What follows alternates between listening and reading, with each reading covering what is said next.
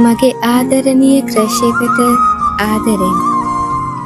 පෙබරවාරි කියන්නේ ආදරණීයම මාසෙ කිව්වට මට නම් එහෙම විශේෂයක් මීට කලින් තිබිලා නැහැ.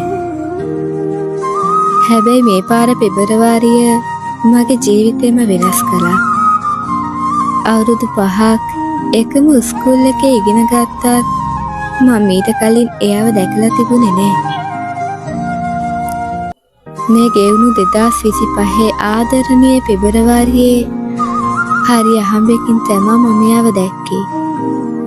ඒ වගේ දිවිසෙන ඇස් කලින් අනන්තවත් මම දැකලා තිබුණා. හැබැයි දැනෙලා තිබුණේ නැහැ. මටත් හරි පුදුමයි. පළමු බැල්මෙන්ම මට ඔයාගෙන ආදරයක් ඇති වෙලා. මං එදා ඔයාව දැක්කේ අහම්බෙන් වුණත් අද මේ වෙනකොට මට ඔයාව අහම්බයක් නෙවෙයි. ඔයාව මට මගේම කරගන්න පුළුවන් වෙයිද කියලා මම දන්නේ නැහැ. මොකද ඔයාට ආදරය කරන්න කවුරු හරි ඉන්නවද? ඔයා කාට හරි ආදරය කරනවද කියලාවත් මං හෙව්වේ නැහැ.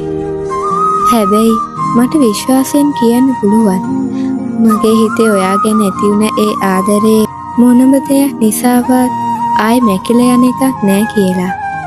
ඉතින් දෛවය විසින් අපිව මුණ ගැස්සුවා.